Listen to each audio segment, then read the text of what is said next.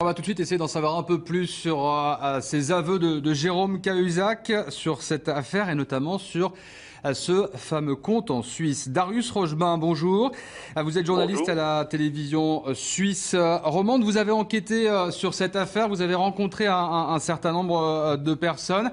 Alors la question qu'on vous pose ce matin, est-ce que Jérôme Cahuzac avait bien 600 000 euros sur ce compte comme il l'affirme ou beaucoup plus ? Alors, la rédaction de la RTS a ses sources dans la banque privée genevoise.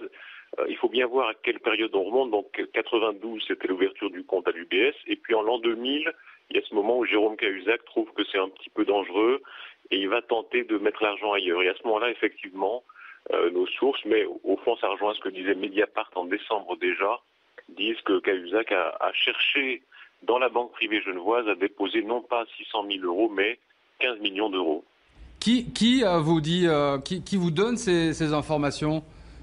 Bon, c'est les banques privées genevoises qui évidemment veulent rester discrètes par définition. Vous savez, c'est ces structures de tradition familiale avec des familles qui sont indéfiniment responsables des comptes, mais qui disent on s'est méfié parce que M. Cahuzac faisait partie de ce qu'on appelle les PEP, les personnes exposées politiquement, et elles ont dit que c'était trop sensible pour elles, elles ont refusé, ce pourquoi M. Cahuzac s'est retourné vers cette structure qui s'appelle Rail et qui a finalement organisé l'argent et le montage. 15 millions d'euros, c'est colossal. Est-ce qu'on sait d'où viennent ces fonds ? Non, mais la justice genevoise, elle, a tous les mouvements d'argent avant et après l'an 2000. Et vous savez qu'il reste cette question ouverte. Pourquoi l'enquête pénale a réussi à trouver très rapidement ce que l'enquête administrative n'avait pas trouvé ? Il y a un procureur qui s'est rendu, par exemple, à l'UBS physiquement. Et l'enquête administrative, si Paris avait posé la question de manière assez nette, aurait pu sans doute aussi le trouver. Donc ces mouvements, ils existent, mais pour l'instant, ils ne sont que dans les documents de l'enquête pénale. Attendez, ce que vous nous dites, si on comprend bien, c'est que si Pierre Moscovici avait posé la bonne question, alors on aurait peut-être entendu parler des 15 millions ?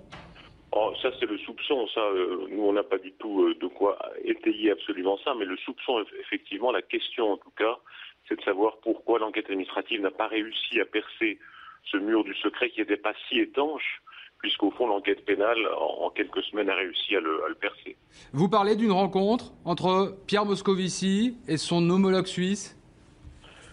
Oui, donc ça, c'est tout à fait... Là aussi, c'est pas des révélations si étonnantes, dans la mesure où l'entourage de Mme Widmer-Schlumpf, notre ministre des Finances, a effectivement fait état de discussions, à la fois lors du forum de Davos et lors du G20, où M. Moscovici aurait évoqué auprès d'elle l'affaire Cahuzac, ce qui d'ailleurs colle avec la demande d'entraide, donc avec le volet enquête administrative.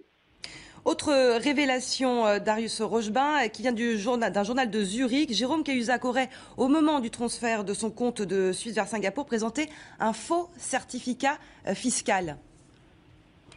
Oui, c'est Tagessan Zager qui révèle ça, qui est un journal important de Suisse alémanique, selon lequel, toujours en cette année 2009, à ce moment-là, quand M. Cahuzac veut faire partir l'argent à Singapour, la banque Julius Baer donc, devrait organiser ce transfert à Singapour.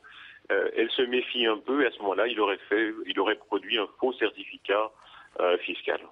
Merci beaucoup Darius Rochebain. Juste une petite question avant de vous laisser sur ces 15 millions d'euros qui seraient apparus sur le compte de Jérôme Cahuzac. On a parlé de la provenance des fonds, mais pas à quoi ces fonds pouvaient servir. 15 millions d'euros, est-ce que c'est pour une utilisation, j'allais dire, personnelle, ou est-ce qu'on peut suspecter du financement de partis politiques? Je pense que c'est une réponse qui existe dans les documents qui sont en possession de la justice pénale genevoise, qui seront transmis à la justice française.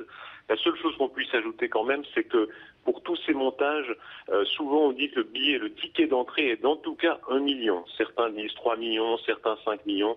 Donc pour organiser par exemple un montage à Singapour, pour que ça vaille la peine du point de vue, disons simplement financier, 600 000 euros de l'avis général était une somme relativement trop modeste. Darius Rochebain, merci beaucoup merci à vous. pour toutes ces précisions. Merci d'avoir été sur notre antenne ce matin.